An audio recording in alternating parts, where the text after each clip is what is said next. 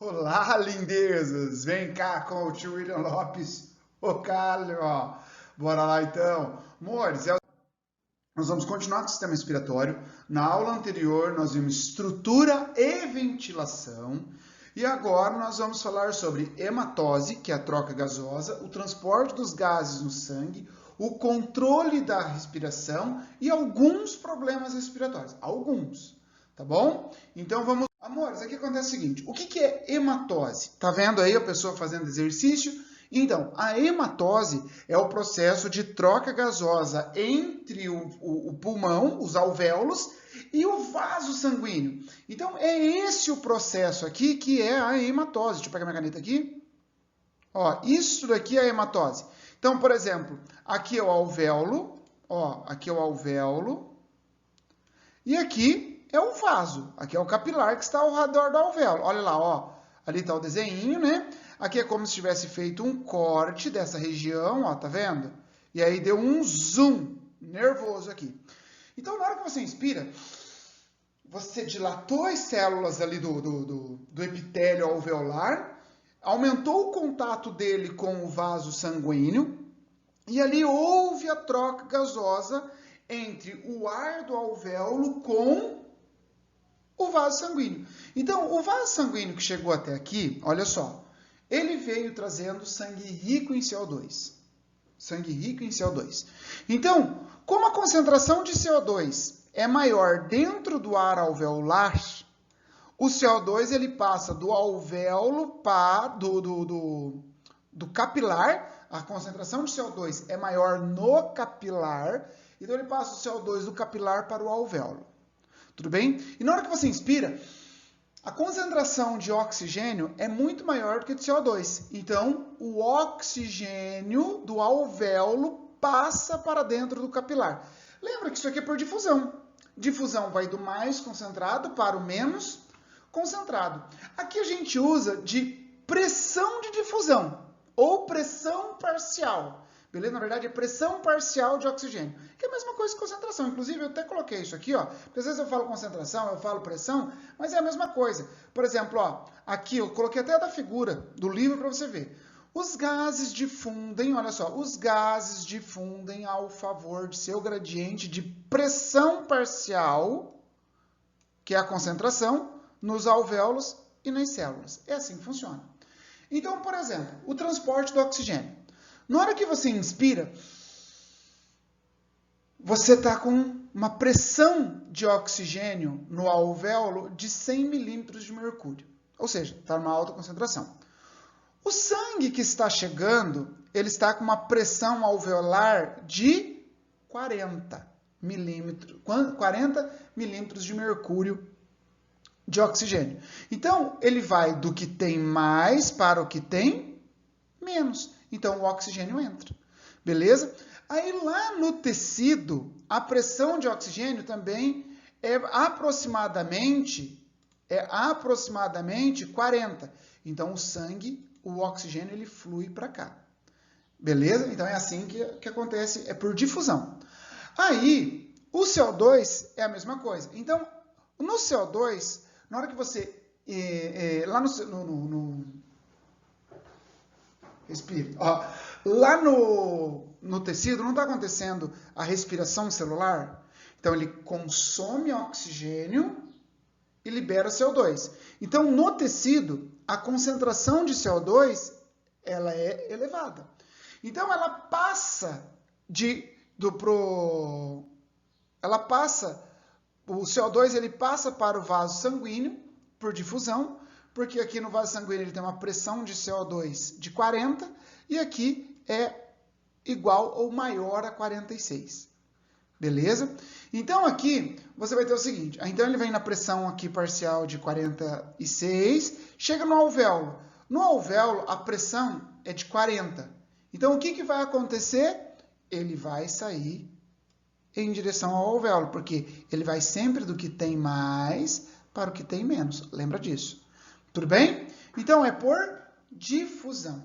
E aí, pessoal, para realizar essa troca, ó, o alvéolo ele tem que funcionar como se fosse uma bexiguinha. Beleza? Ele precisa funcionar como uma bexiguinha. Só que existe aqui dentro Dentro dos alvéolos existe uma... Opa, cai não luminária. Existe uma tensão superficial. Então, por exemplo, Laplace é um cara que percebeu, que estudou a tensão superficial em bolhas. Tudo bem? Então ele disse que quanto maior é a bolha, menor é a tensão superficial. Essa tensão superficial, ela vai puxar a bolha para dentro. Olha aqui a setinha, ó. Tudo bem, ó? Vai puxar a bolha para dentro.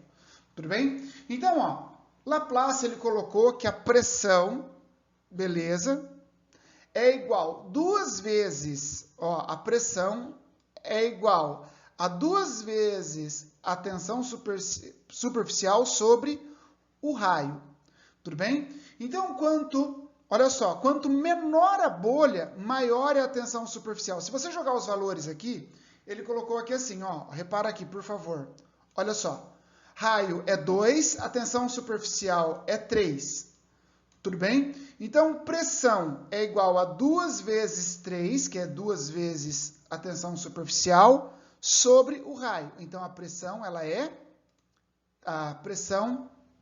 aqui é 3.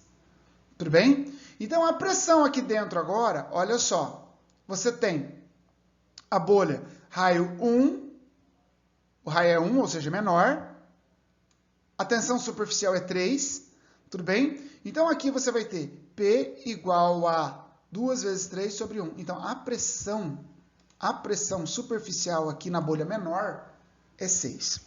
Onde quer chegar com isso? Quer chegar no seguinte,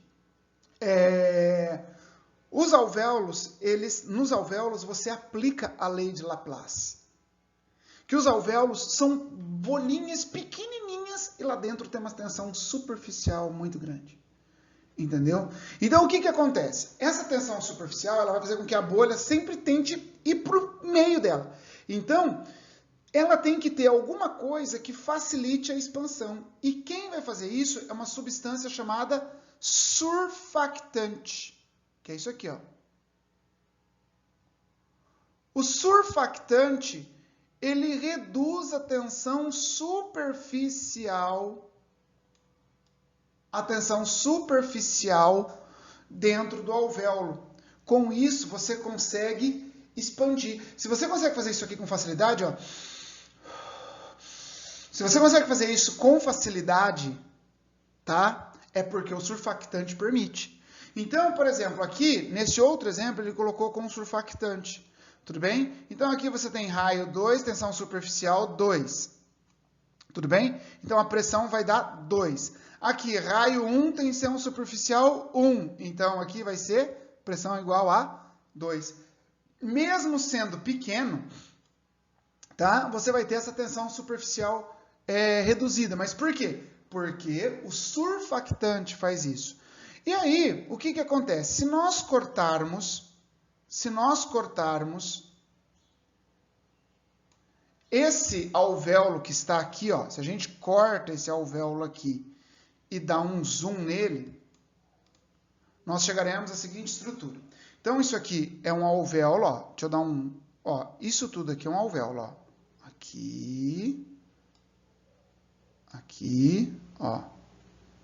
Aqui. Aqui. Isso é um alvéolo. Tudo bem? Aqui, esse que está em vermelhinho ali, é o capilar. Ó, aqui é o capilar. Tudo bem? Isso muito nos interessa. O capilar. E aí você tem aqui a célula alveolar, que realiza a troca gasosa, que é a célula tipo 1, que é essa célulazinha aqui assim mesmo, ó. Ó, é essa célulazinha aqui. Perfeito?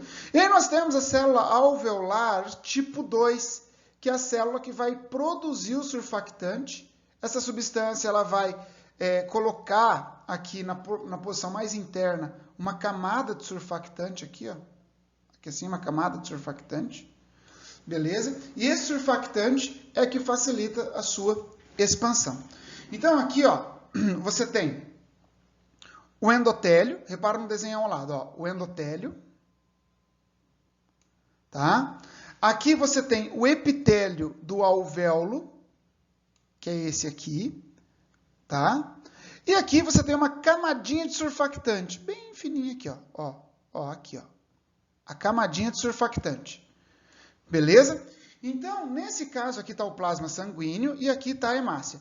Então, o ar, ele difunde entre essas duas situações quando você inspira e expira. Tudo bem? Quando você inspira e expira. Então, a inspiração, ela é facilitada pelo surfactante. Então, ó, o pulmão expande com facilidade. Se você não tivesse surfactante, você ia ter dificuldade de inflar o pulmão. Perfeito? É o que acontece aqui, ó. Por exemplo, nos bebês. Deixa eu apagar isso aqui tudo. Agora, olha só. Os bebês, 6 semanas antes dele nascer, ou seja, se ele nasce com 38 semanas, ali por volta da 34ª, 32ª semana, né? O bebezinho já está com uma quantidade ideal de surfactante. Agora, mamães que possivelmente pode ter um parto prematuro, pode acontecer um parto prematuro, ela tem que tomar injeções de corticoide para estimular o surfactante para o bebê nascer com um pulmão maduro, para ele conseguir respirar sozinho, porque senão ele não consegue respirar sozinho, porque não tem surfactante. E aí, se isso acontecer, gera o que nós chamamos de síndrome da angústia respiratória do recém-nascido. Você usa a sigla SARRN, beleza? Que é a síndrome da angústia respiratória do recém-nascido. Entendeu?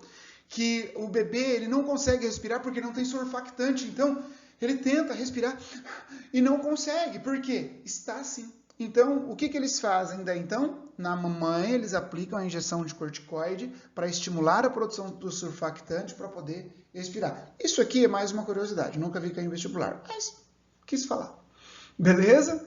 Tranquilo? Então tá bom. Mas, na verdade, a gente tem que pensar que não é só vestibular, né? Eu sei que tem muitas mamães aí, futuras mamães, que vão, quando for ter filho, e o médico fala, ó, vamos já tomar essa injeção aqui para madurar o pulmãozinho da criança. É por causa disso. Perfeito? Tranquilo? Muitas crianças prematuras morriam até a década de 50, 60, eu acho. Beleza? Porque não se sabia disso. Entendeu? Então, crianças prematuras morriam. Transporte dos gases. Após a hematose, o oxigênio, tá? 98% dele é transportado pela hemácia. Então, isso aqui é uma hemácia. Tá? E 3% apenas, de 2 a 3%, ó. Então, ó, normalmente aqui, ó, 2% transportado pelo plasma e 98% transportado pela hemácia. Aqui está a hemácia, ó. Eritrócito e hemácia é a mesma coisa. Então, aqui ele vai se combinar com o oxigênio com a hemoglobina, formando a oxihemoglobina. Se você quiser anotar aí, oxihemoglobina. Beleza? E quando chega no tecido, esse oxigênio ele se dissocia da hemoglobina. Daqui a pouco eu vou explicar junto com o carbono, fica mais fácil. Tá? E aí ele vai para o tecido. Joia? Então, o oxigênio, 98% dele transportado pelo eritrócito e apenas 2% transportado no plasma. Tudo bem? Tranquilão? Então tá. O gás carbônico já é um pouco mais complexo. Apenas entre 5 a 7% é transportado no plasma. Entre 23 a 25% é transportado pela hemácia, formando o complexo chamado carbohemoglobina. Carbohemoglobina, cuidado para não confundir carbohemoglobina com carboxihemoglobina. A carboxihemoglobina é a interação da hemoglobina com o monóxido de carbono, que é irreversível. A ligação do oxigênio e a ligação do dióxido de carbono são reversíveis. Tudo bem? Agora, a principal forma de transporte do CO2 é na sua forma hidratada, que é na forma de bicarbonato dissolvido no plasma. Essa é a principal forma de transporte. Tudo bem? Como que isso vai acontecer, William? Vamos lá. Eu tenho aqui um esquema de como eu passaria no quadro para vocês, tá? Esse esquema é de como eu faria no quadro. Porque daí eu falo do oxigênio e do CO2 junto aqui, porque nós temos que falar da afinidade da hemoglobina pelo oxigênio de acordo com o pH. Mas eu gosto de usar esse meu esquema aqui, tudo bem? Então, ó, aqui eu tenho o tecido. No tecido, a concentração de CO2 ela é mais elevada por causa da respiração celular. Beleza? Então, isso daqui tudo é como se fosse, ó, isso tudo aqui é um capilar em corte. Tudo bem? É um capilar em corte. Joia? Então, nós temos aqui o seguinte. Primeira coisa. Esse CO2, ele vai fluir para os capilares. Ele flui para os capilares. Tudo bem? E entra na hemácia. O CO2, ele entra na hemácia. Uma parte vai ficar dissolvida aqui, né? E a outra vai com a hemácia. Joia? Na hemácia, aqui, esse CO2, por intermédio da enzima anidrase carbônica, ele se combina com a água e se transforma em ácido carbônico, que é um ácido fraco e um ácido altamente instável. Rapidamente, esse ácido carbônico se dissocia, liberando H+, e liberando bicarbonato. Perfeito? Esse bicarbonato, ele sai da hemácia e vai para o plasma. Sai da hemácia e vai para o plasma. No plasma, inclusive, ele funciona como um tampão. Ele ajuda a manter o pH nas diferentes partes do organismo. Tudo bem? Quando chega no capilar alveolar, presta atenção, quando ele chega no capilar alveolar, esse plasma ele entra novamente na hemácia. Ao entrar na hemácia, ele se combina com o H+, formando ácido carbônico. E novamente, por intermédio da anidrase carbônica, esse cara aqui, ele é degradado, tá? Liberando CO2 e água, que vai ser liberado com a expiração. Perfeito? Então é assim. Então, ó, entrou novamente. Vamos retomar aqui, tá? Ó, novamente. Vamos retomar.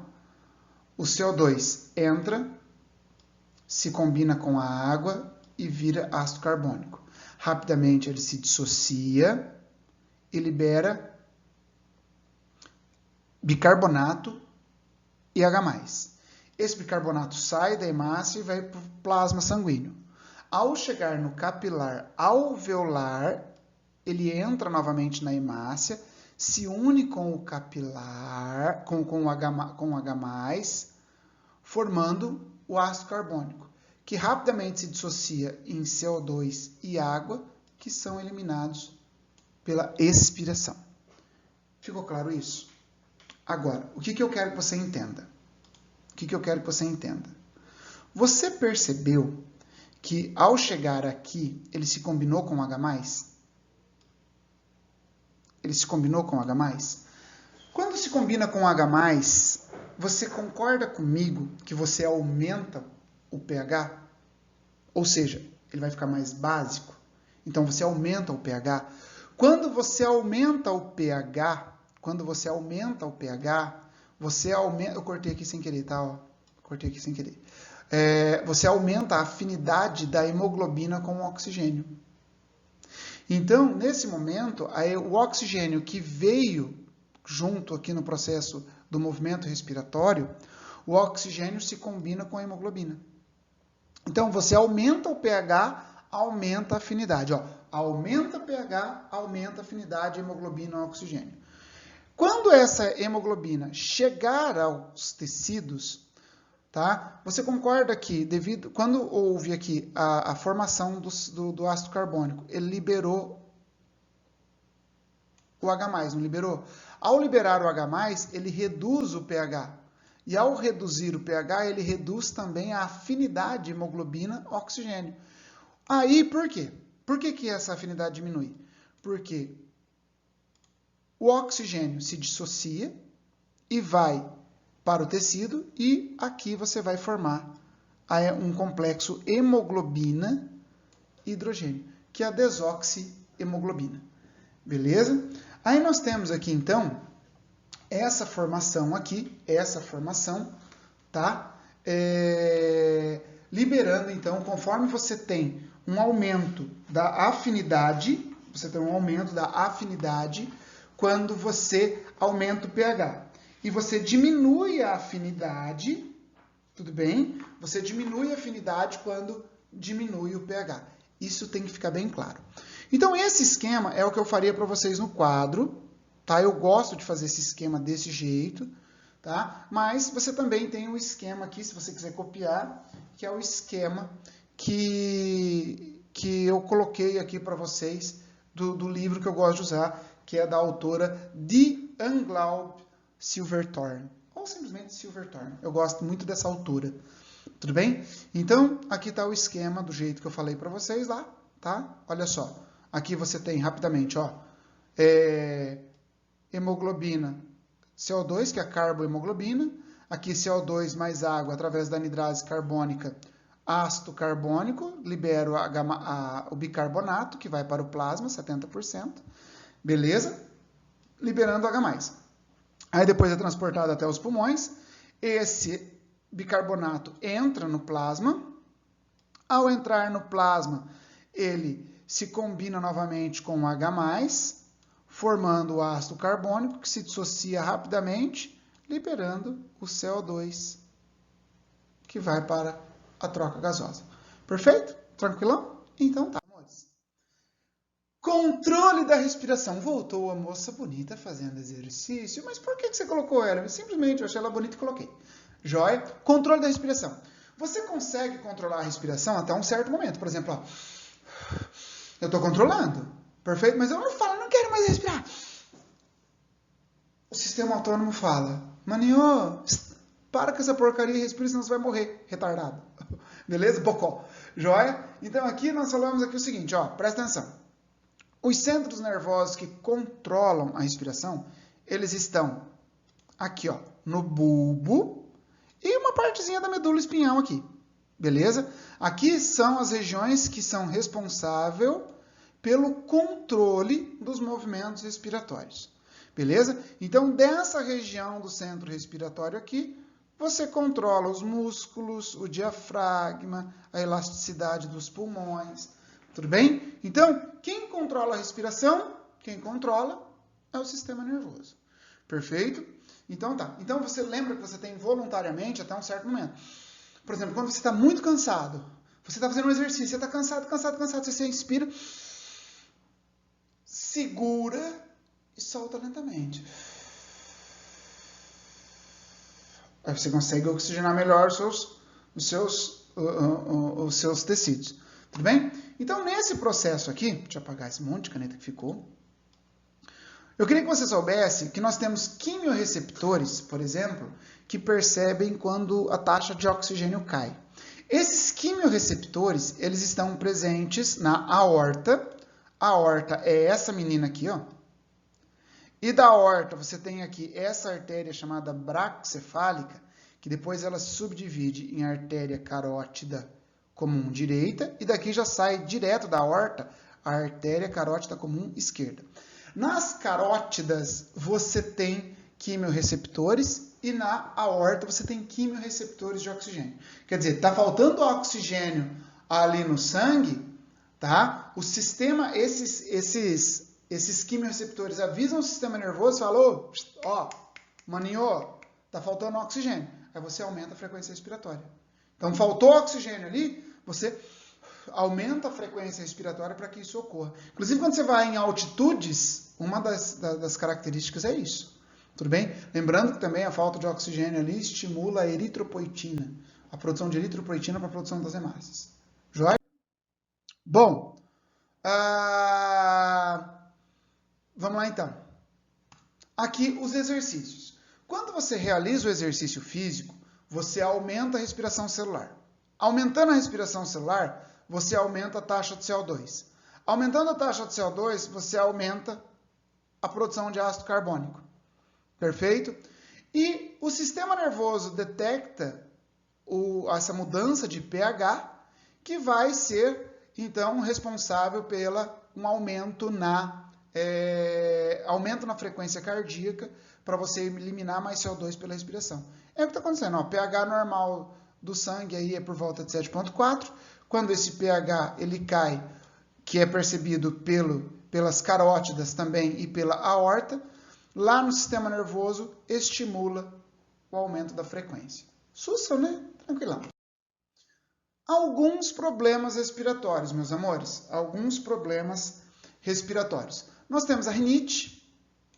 A rinite é uma inflamação que acontece na mucosa nasal. Muita gente tem por alergia à poeira, não é? Clima seco normalmente costuma fazer isso. Tudo bem? Muita gente tem rinite, eu tenho rinite, sofre pra caramba, às vezes o olho fica vermelho e você fica fungando ali, beleza? A sinusite é uma inflamação nos seios nasais, nesses ossos aqui da face, pode ser infecção, tudo bem? E dá uma dor de cabeça muito intensa, então você tem que fazer uma inalação para tentar eliminar todo esse muco que fica preso nos seios nasais. A famosa dor de garganta é uma inflamação da faringe, que é a faringite. Então, dor de garganta é faringite. Quando você tem um sintoma gripal, você tem a dor de garganta e você fica rouco, aí é uma laringite. A rouquidão, um dos sintomas é a laringite. Aí, a asma, por exemplo, tá? Ela tem uma inflamação nos brônquios e bronquíolos aqui, que reduz o lume dessas vias respiratórias, impedindo, e produz muco também, não é? E aí você tem dificuldade para respirar. O grande problema da asma é que você tem tanto problema para inspirar ar quanto para expirar. Então, na verdade, o pulmão ele fica cheio de ar, você não consegue respirar tudo. Na hora que você faz a respiração assim, ó,